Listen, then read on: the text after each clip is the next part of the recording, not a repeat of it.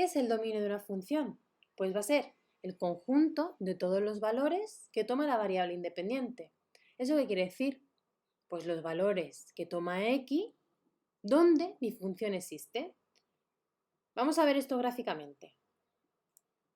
En mi primera gráfica observo que mi función existe en todos los valores, es decir, mi dominio será todo R, porque no existe ningún valor de x donde la función no exista, la tengo dibujada en todos sitios.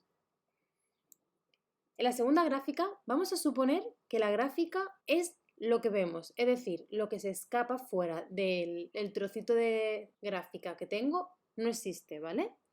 Entonces, ¿dónde existe mi función? Pues yo observo que lo tengo en la parte de aquí, porque aquí tengo función, entonces en esta parte existe. Aquí no existe función, pues no lo coloreo. En toda esta parte existe función y aquí también existe función, es decir, toda esta parte la coloreo. ¿Cuál va a ser el dominio de mi función? Pues será de 0 a 2. Esta U significa unión, ¿vale?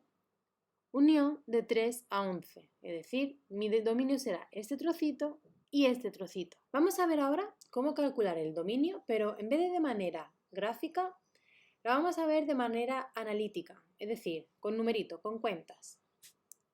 Pero para poder hacer eso, lo primero que yo tengo que hacer es clasificar el tipo de función que tengo. Por eso es muy importante que conozcamos el tipo de función al que vamos a buscar su dominio.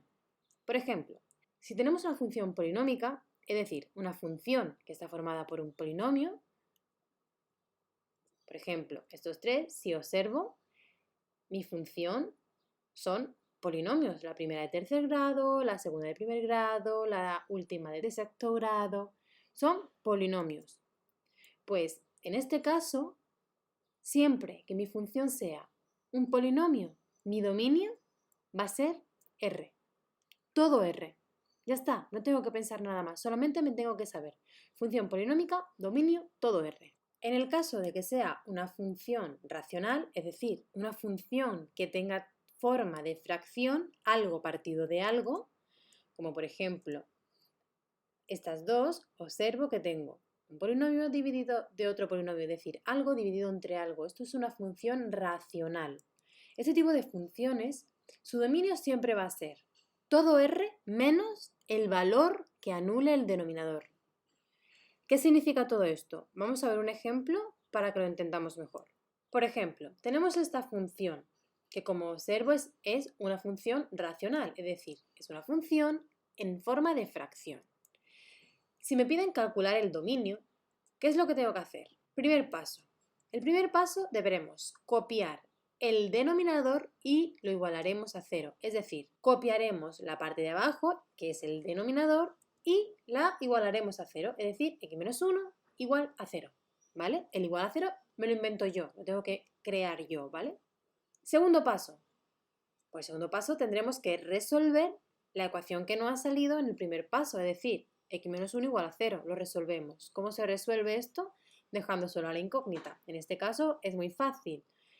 Tengo x menos 1 igual a 0, paso el menos 1 al otro lado del igual, cambiándole la operación y me queda x igual a 1. Tercer paso, pues tendremos que sustituir de mi fórmula está de aquí, tendremos que sustituir el valor que anula al denominador, lo sustituiremos por el valor que me ha salido en el paso 2. Es decir, mi dominio será todo R menos 1. Vamos a ver qué es el recorrido. Es algo muy similar al dominio, pero en vez de observar el eje X, deberemos de observar el eje Y. Es decir, será el conjunto de todos los valores que tome la variable dependiente. Es decir, los valores que toma la variable Y cuando mi función existe. Vamos a verlo gráficamente con los siguientes ejemplos. Por ejemplo, la gráfica 1. Observo que mi gráfica va desde el 3 al 8. ¿Verdad? Pues el recorrido, que lo vamos a escribir como IM de f de x, que va a ser mi función siempre, será de 3 a 8. En la segunda gráfica es un poco más compleja porque veo que tengo como trocitos de función, pero observo que va desde 0 a 6. ni por encima ni por debajo. Entonces, el recorrido de mi función será im de f de x, eso lo ponemos siempre, ¿vale? Será de 0 a 6.